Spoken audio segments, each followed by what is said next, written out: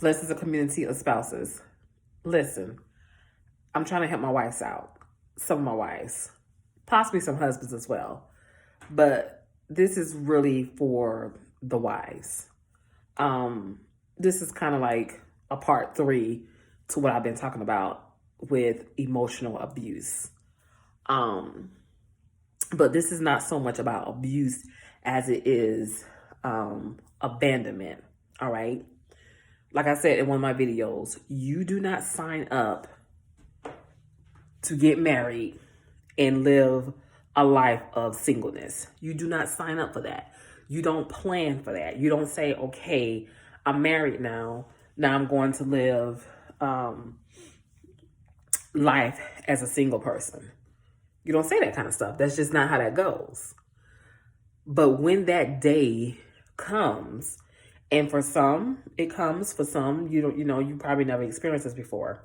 But for the ones of us who have experienced that, when a person comes to you, like I said, I'm speaking specifically to my wives, but when a person comes to you and has pretty much deemed the marriage as over, what else is there for you to say?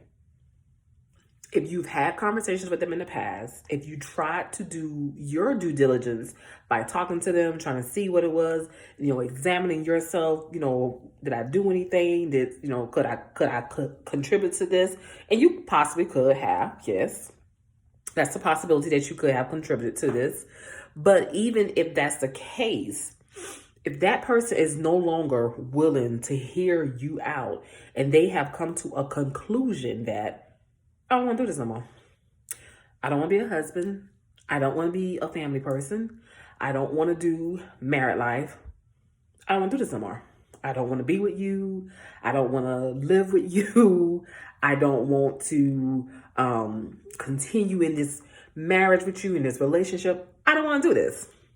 When a person has come to that place of conclusion and they have spoken those words to you, you have 2 choices. You have 2 choices. You can either respond based off of what they've said, or you let them go. You set them free. The Bible speaks about that. If a spouse, especially an unbelieving spouse, makes a decision to leave the marital covenant, you let them go. You let them go.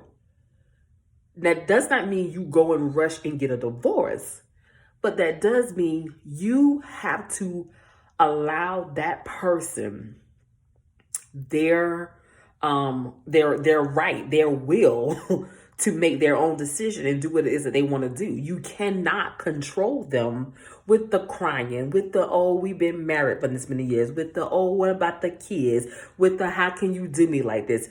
None of those things are going to keep that person there. And if it does, guarantee you it's only temporarily. It is only temporarily. The manipulativeness, the crying, the, oh, you can't do me like this. Oh, well, what about me? That is not going to stop that person from doing what they want to do. Don't think a child. Don't think your tears. Don't think your whining. Don't think your complaining. Don't think your whatever is going to stop that person from doing. They already have their minds made up. They heart probably left the marriage relationship long ago. They have a desire on the inside of them that is calling for them. It's calling for them. It's a temptation that has arisen, and they're not going to be satisfied until they satisfy that temptation. And so trying to make this person understand your point of view, trying to make this person hear your side, or especially if this has been something going on for a long time, and this person has had moments like this and apologize, oh, I'm not going to do it no more, and then they come back and then they try, oh, I'm sorry, I'm not going to do it no more, and then they come Listen, let them go. Let them go. You do not have control over another person's will. You have to let them go, because what's going to happen if you do those things that I just mentioned and they make a decision to stay, they're going to resent you. And in that resentment, it's going to cause bitterness. It's going to cause anger. It's going to cause all kinds of other problems later on, when you could have just gave them their will to do what it is that they wanted to do. Because guess what? They're going to still do it. They're going to still do it, even if you think they're not. They're going to still do whatever it is they're trying to do anyways. Whether they have to keep telling you lies, whether they have to keep on coming up with stories. Oh, I had to work late. Oh, this came up. Or, whatever. Let them go. If they made a decision, they don't want to come home, they want to stay out all night, they want to come in and out, let them go. You do your part as a woman of God. Like I said, I'm speaking to the wives, but this can apply for husbands or wife. You do your job as a wife. You do your job as a husband by continuing to pray for them, by continuing to lift them up, by going to God and asking Him what is that He would have you to do. You set your boundaries and let them go. Because one or two things are going to happen. Either God will restore that marriage covenant, go and grab that person from out that word and bring them back home, or He's going to release you from it. One or two things. But don't you be the one that calls the release. Okay? Don't you be the one that sign on the dotted line for the release to take place. You let God order your steps in that marital covenant. You let God order your steps concerning that person. I don't know why this has been like on me for I've been trying to just let it go, but it keeps coming back to me because I feel like some women are trying to keep their spouses in the home, doing all types of things to keep that spouse in the home, thinking in terms that, oh, this person loved me, and they, they're not going to do that because this person loved me. You gotta understand, when that person is in that place, when that person has come to that conclusion, that person that you're dealing with is no longer the person that you marry. That person is no longer that person is underneath in a sense, it's like a spell. They are being operated by a different type of spirit. Anybody who comes to his wife of 10 years, 15 years, 20 years, 5 years, 1 year, in children and family, and say, I don't want to do this anymore. After you done went through this marital bliss, you done went through the marital stages, and now you saying you don't want to do this no more. Something has happened. They're no longer normal. They're not in their right state of mind. So you're trying to understand where they are in their mind state. Let them go. Let them go. Ask God to give you the strength to do what it is that you have to do as you pray for them, as you continue to cover them and keep them. And if it is God's, I'm not going to say if it's God's will for you guys to be together, because His word tells us in Matthew 19:6, what God has joined together, let no man separate. And even though there are plenty scriptures in the Bible that talks about ways out of your marriage, at the end of it all, God's words reminds us in Malachi that God hates divorce. That doesn't change. So yes, if a spouse cheat, you can exit out of your relationship. Just recently, I just learned if a person abandoned you, you can exit out of your relationship. If a person is doing physical abuse, that's an exit out of your relationship. But ultimately, at the end of the day, God's word tells us that He hates divorce. So it's not that it's not God's will for your marriage to work. It is God's will for your marriage to work. However, His word also tells us in Matthew 19:6, what God has joined together, let not man separate. So if God releases you from that marriage, then that's one thing. But if God has not given you a release, if God has not said, whatever, and that person is acting like they're acting, let them go. Let them continue to act like they act, because every sin has an expiration date. Come on, Jesus.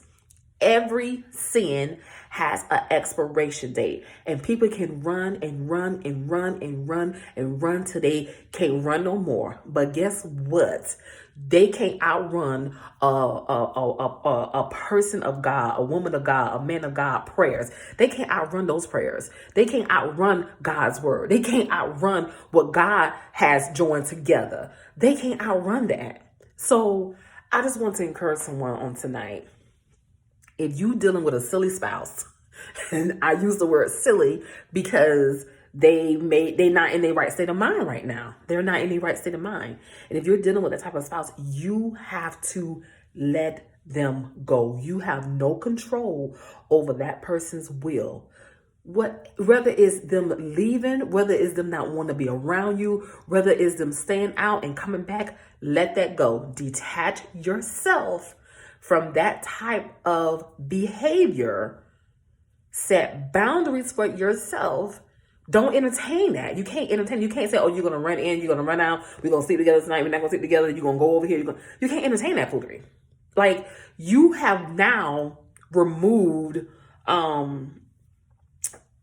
really, you have removed me from being your spouse. Like, I can no longer be the spouse that you want me to be to you with you doing these type of things. You running over here, running over there, going there. I can't be the spouse that you want me to be. So in order for me to continue to guard my heart, because that's what God's word tells us to do, guard my heart, keep my emotions intact, because I'm not just your wife, or I'm not just your husband. I'm also a parent. I'm also an employee. I'm also a sister. I'm also a daughter. I'm also, you have other titles. And so you can't abandon those titles because you got a bad thing going on in your marriage at the time. No.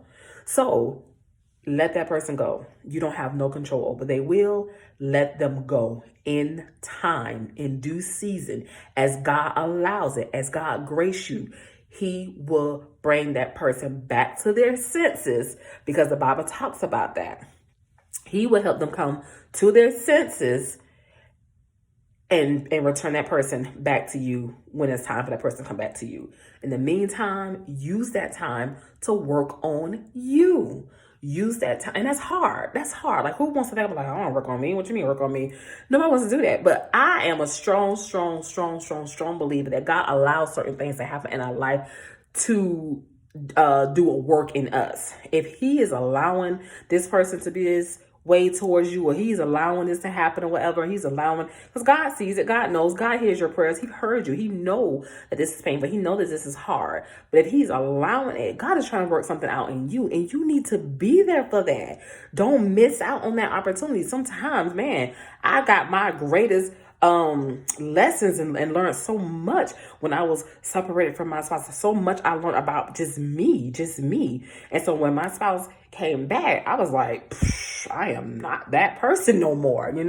I was not the same person. The things that I thought, I was, would bother me is like, not no more, And especially when you've had that quiet time with God, that peace time with God, you've been in his word, you've been reading, man, it's some areas that you won't be moved in. So I just want to encourage you to utilize that time and let God build you up, strengthen you. And when people come to you and ask you, well, what about your husband? What about your wife? What about your husband? What about your wife? God is doing something in both of us at this time. I don't know what he's doing, but he's doing something, and I'm just going through the process. Right now, I'm just going through the process. Y'all still married? What you gonna do?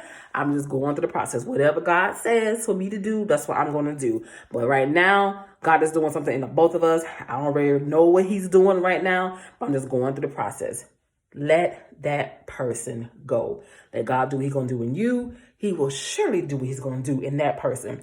Keep lifting them up. Keep them covered. That's the biggest thing that you can do for that person. Keep them covered, because even out there in they sin, in they foolery, they need covering. They need covering. Keep praying. Keep praying. Keep praying. Keep talking to God. Keep praying. Keep praying. Keep asking God to deliver them. Keep asking God to bring them to them senses. Keep talking to God for Him to remove the scales off their eyes. Keep talking to God for that veil to come off of their face. Keep talking to God until they heart turn back to God and in their family. Keep talking to God concerning them. But as you are talking to God concerning Him, let God continue to talk to you, work on you, do something new in you, make you better, make you whole, give you areas that you never seen about yourself. And you know, oh, I didn't even know I had this problem. Oh, I didn't even know I was dealing with that kind of stuff. Oh, I didn't even know that bothered me. Oh, I didn't even know that was still a struggle. I mean, the things that God will bring to your attention when you have that one-on-one time with Him, that downtime, that spending that time with you things that you thought that was not an issue for you, or things that you thought was, you was over or whatever. God bring those things back and remind you that, no, you're not over this. You never did get over this. You thought you were over this, or you thought you had handled this, or you thought you had done that. Let that spouse go. And when it's time for them to come back, God will bring them back. All right. I hope that's been a blessing to you. Blessings.